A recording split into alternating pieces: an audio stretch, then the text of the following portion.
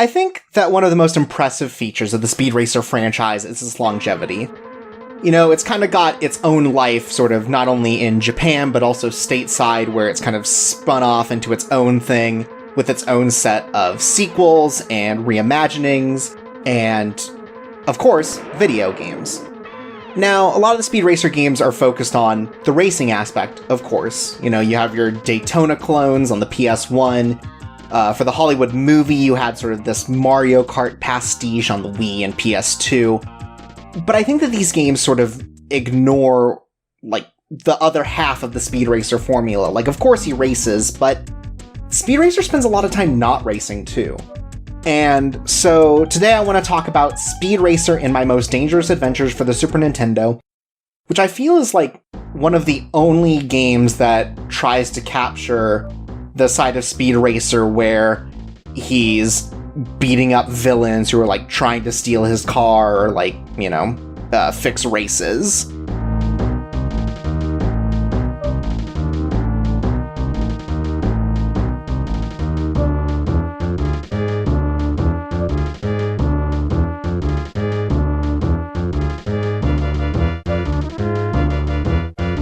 So this game is split up into 9 different levels, kind of goes back and forth between these two playstyles, the first of which is this sort of action platformer beat-em-up style game.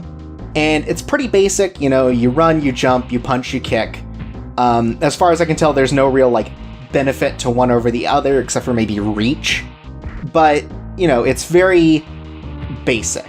You know, you saw this kind of formula because this was sort of the genre du jour of the Super Nintendo. You know, you had a mascot that you wanted to make a game of and you didn't know what to do with, you'd make an action platformer. You saw it with Cool Spot, you saw it with other licensed projects like the Rocko's Modern Life game, things like that. So it slots very nicely into sort of the trends of the Super Nintendo while still being very flavorful, I think. This game sort of goes in between coming up with unique plot lines that sort of fit into the style and tone of Speed Racer, and also just like wholesale taking episodes and plot lines from the show and putting them into the game. So with a lot of these levels, you know, you have to have a villain, and there aren't a lot of like villain groups in Speed Racer. You know, you have a lot of like individual characters, like, you know, you have like Melange, or you have like the fastest car in the world episode where, you know, it's like just like 2 or 3 people who don't really get involved in the story proper. So the game takes a lot of liberties and kind of throws the car acrobatics team as sort of like Speed's main villain, which makes sense, right? They pop up in 2 episodes and they're sort of like the greatest threat to Speed Racer's livelihood and life within the series. And they just kind of expand on that and constantly make them a threat for him. They do that a little bit with the Gang of Assassins as well, though to a much lesser extent. It kind of just comes up in one level in a couple of the races. Yeah, like, I think this game kind of captures the energy of Speed Racer with this sort of thing. You know, constantly running around and doing these ridiculous stunts to try and do something, like, either really benign or just kind of insane. You know, it's always for the threat of the Mach 5. It's a little finicky, you know, like, the characters will just, like, run off and die.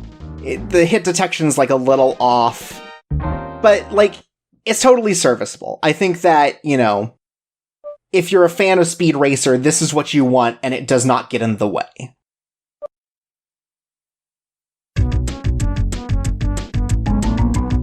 So the second portion of this game is the racing segment, and here it sort of gives you, like, a rival character, as it were.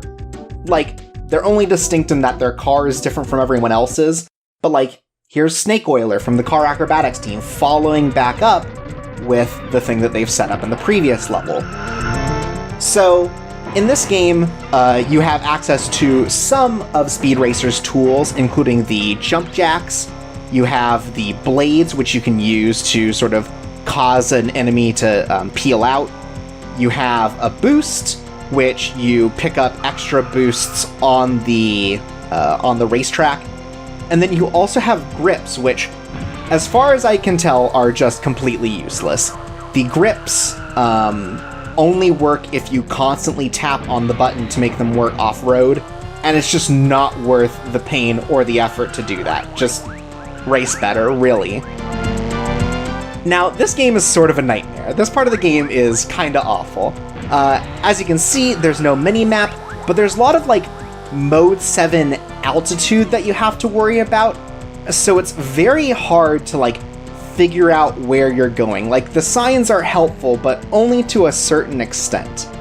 Like, a lot of this game, for me, ended up being sort of memorizing the maps, or at least enough where, like, I didn't get totally tripped up because I just made a wrong turn.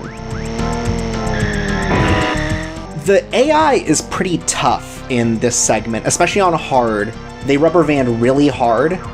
Like, the sort of thing you're supposed to do to gain advantage in this is, like, you're supposed to make sort of small advantages across jumps. Like, here, you can do this whole U-turn, but if you turn earlier and just jump over it, you can completely skip that. And stuff like that is supposed to be where you kind of make up time. Of course, like, that requires even more sort of memorization than just knowing how the racetrack works, so it's a little hard to figure out, like, where you're supposed to do it or how much time you're supposed to spend kind of practicing this game to figure that out. But, like, I think it's a neat idea because it's trying to take advantage of Speed Racer's tools. Now, this game was released by Radical Entertainment, and at the same time they released Exertainment Mount Bike Rally. And this was like a double cartridge that you could buy that was supposed to work with this thing called the Life Cycle Entertainment System, which was this exercise bike where, like, a Super Nintendo controller was built into the handles, and you would literally play the game by doing the bike movements. Like, as you cycled, your car or bike in the other game would go faster, and then you'd use the other buttons to control. Which sounds like an absolute nightmare, honestly, but I, like, really respect the idea. I think it's really cool as an idea. This game doesn't seem certainly fit for it, because I feel like there's just, like, too much to pay attention to, like, unless you can really kind of idly cycle. And, like, it really asks a lot of you in terms of the drifting, because drifting is not just like a lot of modern racing games, just hitting L and R. It's hitting L and pushing left in order to go left, and R and pushing right to go right. So you kind of have to keep that in mind at all times, because it's very easy to get in the habit of just, like, hitting whichever is more convenient and then just, like, beefing it into the sand. Thankfully, the game's kind of generous. You only have to place third or better in order to win any racing segment. So, like, you don't have to master it. And you don't really get anything for it, I guess, except for kudos.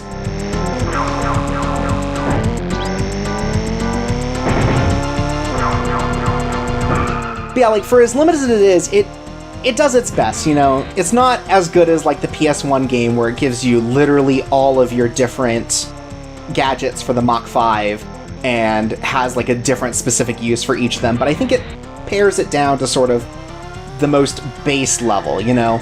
It is Mario Kart-esque in that sort of gives you attack option, and it gives you a boost for, like, a speed option, you know?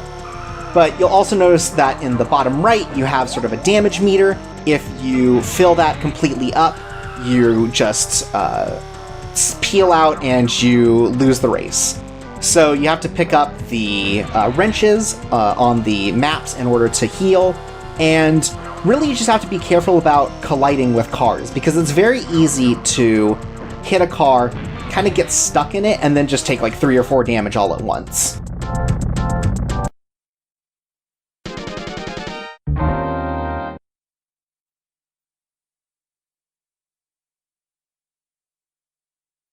So the final thing I want to show off is one more level, but with a special feature. So when you beat this game, you get a code that lets you start playing the game as Racer X.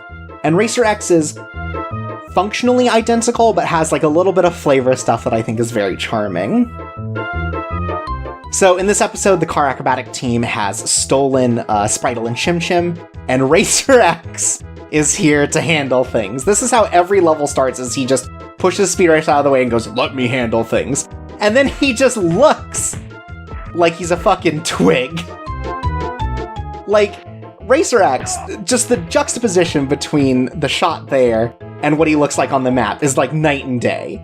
Like, here he looks like just someone's like super lanky brother decided to dress up as Racer X because he thought he was cool and just does not have the physique for it. He does have different sound effects for when he gets hit, but otherwise, he performs functionally identical, albeit I've noticed that it seems like a little glitchier than Speed Racer.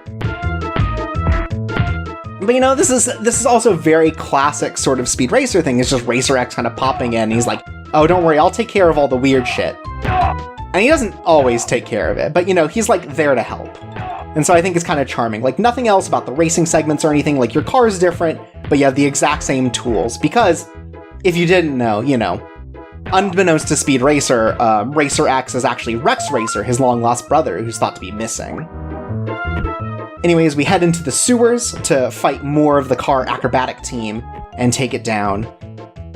Some of the other episodes that pop up in here is like the Great Fire Race, where, you know, Speed Racer kind of enters a race that's accidentally involved with like the UN trying to get a country to open its borders and just kind of the weird stuff like that. There's like a face-off with Captain Terror from the car acrobatic team. There's a train heist. Like, it really goes through sort of, I think, like the greatest hits and like some good, unique ideas for what to do with the Speed Racer franchise.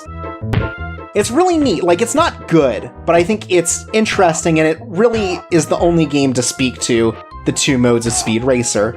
Anyways, classic Racer X fashion. A bunch of snakes kind of push him into the wall and get him stuck, so Speed Racer has to come in and finish the day after getting juggled by a bunch of snakes.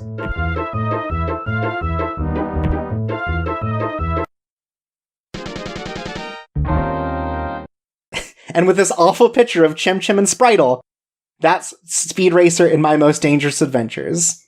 I don't know. It's kind of neat.